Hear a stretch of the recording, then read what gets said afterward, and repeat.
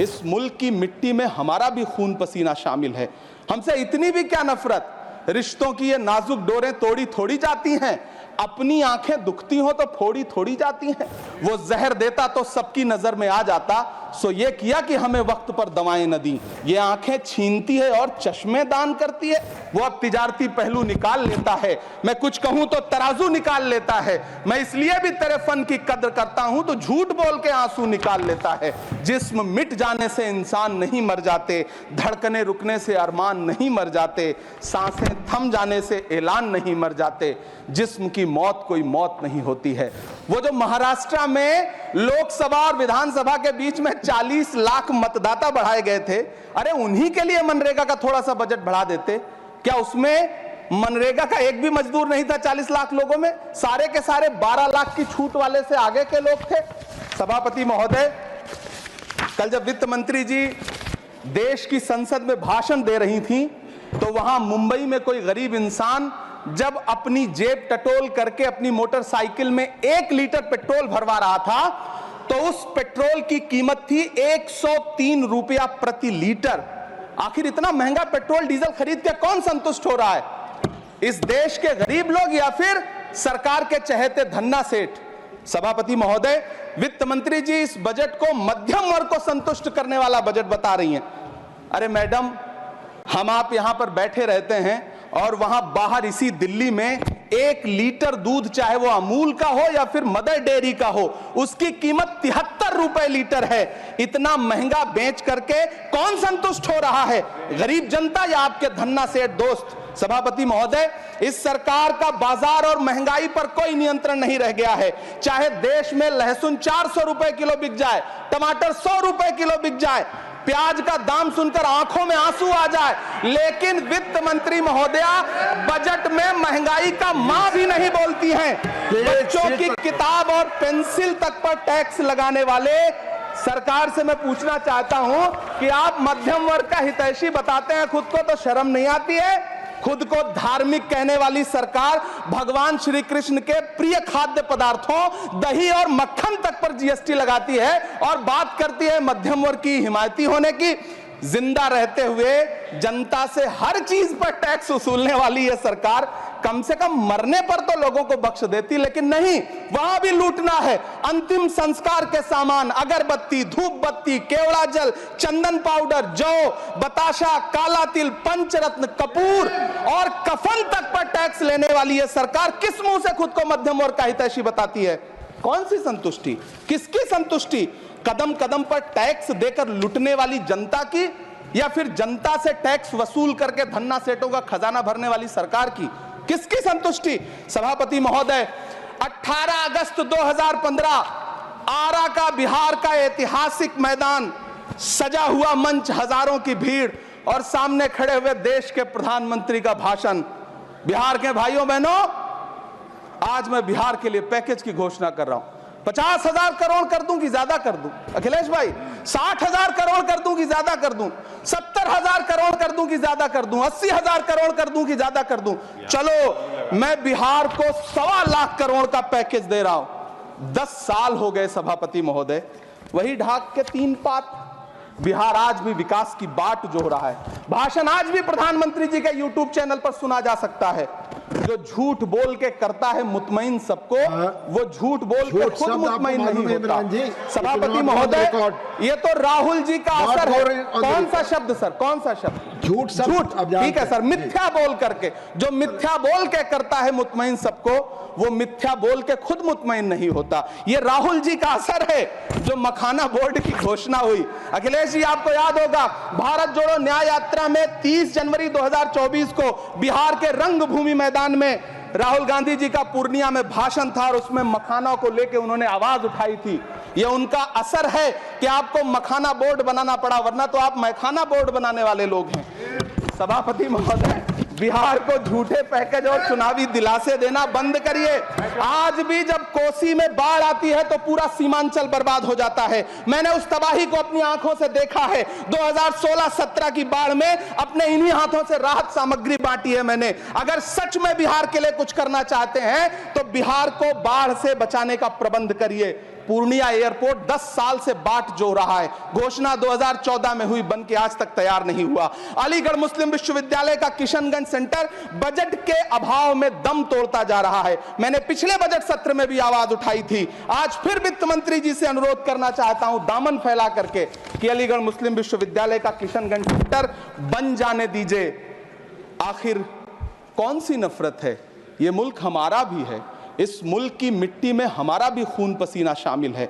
हमसे इतनी भी क्या नफरत? रिश्तों की ये नाजुक डोरें तोड़ी थोड़ी जाती हैं, अपनी आंखें दुखती हो तो फोड़ी थोड़ी जाती हैं।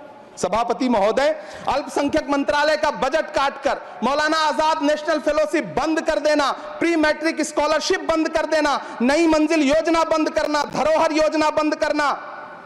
2024-25 के बजट में माइनॉरिटी मिनिस्ट्री के लिए 3183 करोड़ रुपए की घोषणा हुई, लेकिन देश को हैरत होगी कि बाद में समीक्षा करके लगभग आधा कर दिया गया, 1868 करोड़ रुपए।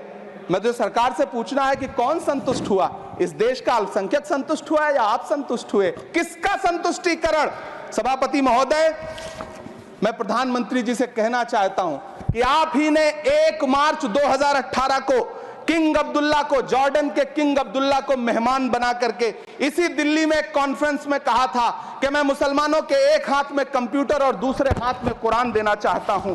कंप्यूटर देने की बात तो छोड़िए, पढ़ाई के लिए जो स्कॉलरशिप मिल रही थी उसको भी छीन लिया आपने।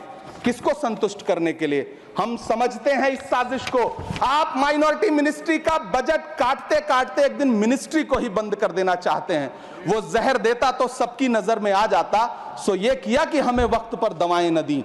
सभापति महोदय, मैं तो वित्त मंत्री जी से पूछना चाहता हूं आपके माध्यम से कि शायद आपको पता ही नहीं है कि गृहस्थी चलाने वाली एक गृहिणी की मुश्किलें क्या क्या होती हैं। आपने कभी सोचा भी नहीं होगा कि जब वो किचन में सब्जी बनाने के लिए कढ़ाई में तेल डालती है तो उसके साथ उसके आंसू भी गिरते हैं। सभापति महोदय, शायद उन्हें पता भी ना हो कि एक छोटी सी गाड़ी और एक छोटे से फ्लैट का EMI भरने के बाद इस देश का एक गरीब इंसान जब अपने बच्चों की फीस भरने के बारे में सोचता है तो उसे कितनी खुशियों का गला घोंटना पड़ता है। शायद उनको पता भी नहीं है कि फसल बेच करके बिटिया की शादी का सपना सजाने वाला किसान जब अपनी फसल बर्बाद देखता है तो कितनी रातें सो भी नहीं पाता है। सभापति महोदय, शायद वो कभी इस पीड़ा को समझ ही नहीं पाएंगी कि परिवार के किसी एक सदस्य को कैंसर जैसी बीमारी हो जाए तो घर और जमीनें गिरवी रख उठती हैं लेकिन इलाज नहीं हो पाता। सभापति महोदय, इसी देश की संसद में कभी स्वर्गीय सुषमा स्वराज जी ने कहा था कि जब देश की करेंसी गिरती है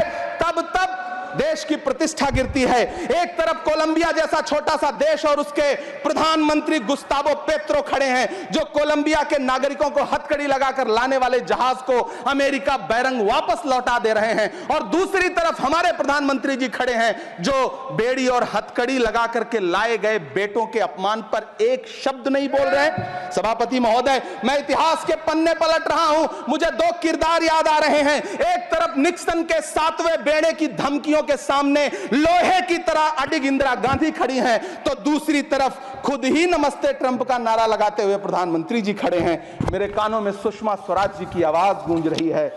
बहुत कम बोलने वाले डॉक्टर मनमोहन सिंह ने बहुत ज्यादा बोलने वाले प्रधानमंत्री जी को जब देश की बागडोर सौंपी थी तो $1 58 का था, आज 85 से 87 के बीच में झूल रहा है।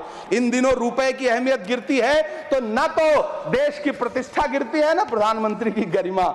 जिस देश में 80 करोड़ लोगों को 5 किलो राशन के लिए कतारों में लगना पड़ता हो, उस देश में यह सरकार 12 लाख तक के टैक्स न लेने के लिए अपनी पीठ थपथपा रही है। हुकूमत इस कदर आवाम पर एहसान करती है, ये आंखें छीनती है और चश्मे दान करती है।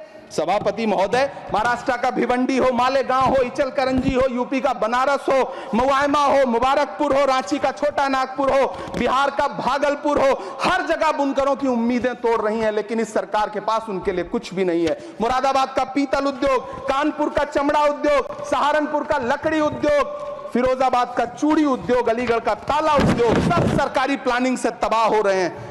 इन तमाम के बीच सरकारी सपोर्ट से बस एक उद्योग फल फूल रहा है, नोएडा का नफरत उद्योग। सभापति महोदय, जिस देश में 40 से 45% मेडिकल फैकल्टी की सीट खाली हो, वहां बजट में 75,000 नए मेडिकल सीट्स का ऐलान हो रहा है।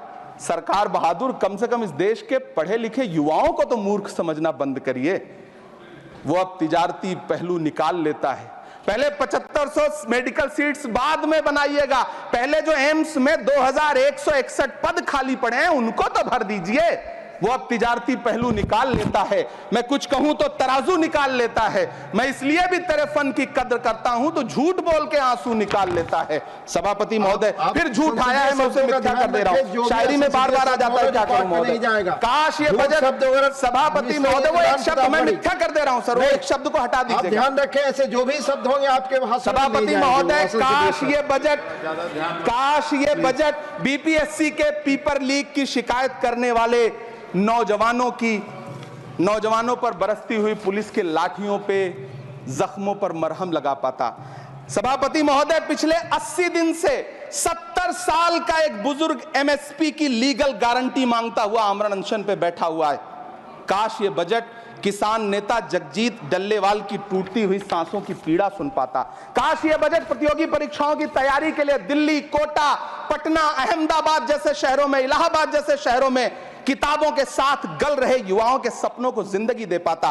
काश ये बजट वंदे भारत के सुनहरे विजुअल के बजाय देश की गरीब जनता को कुछ और पैसेंजर ट्रेनें दे पाता। काश ये बजट सीनियर सिटीजन को ट्रेन टिकटों में मिलने वाली रियायतें वापस लौटा पाता, जिनको सरकार ने कोविड के नाम पे छीन लिया था।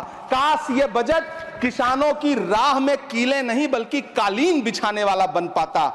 काश ये बजट सरकारी मालिकों को यह समझा पाता कि नेहरू को कोसने से अर्थव्यवस्था नहीं सुधरेगी, उसके लिए डॉक्टर मनमोहन सिंह साहब की अर्थ नीति अपनानी पड़ेगी। पिछले 11 साल से नेहरू जी को कोस रहे हैं, आखिर कब तक कोसिएगा? थोड़ा पंडित नेहरू जी के बारे में पढ़िए, तब पता चले कि पंडित नेहरू की शख्सियत का नाम है। दुनिया का पहला ऐसा राजनेता जिसने अपनी जिंदगी की आजादी के लिए, देश की आजादी के लिए 3259 दिन अंग्रेजों की जेल में बिताए।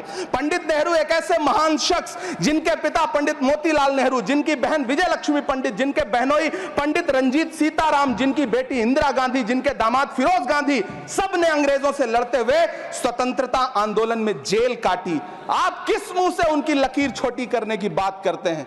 नहीं कर पाइएगा, 7 जन्मों में नहीं कर पाइएगा, क्योंकि जिस्म की मौत कोई मौत नहीं होती है। जिस्म मिट जाने से इंसान नहीं मर जाते, धड़कने रुकने से अरमान नहीं मर जाते, सांसें थम जाने से ऐलान नहीं मर जाते। जिस्म की मौत कोई मौत नहीं होती है।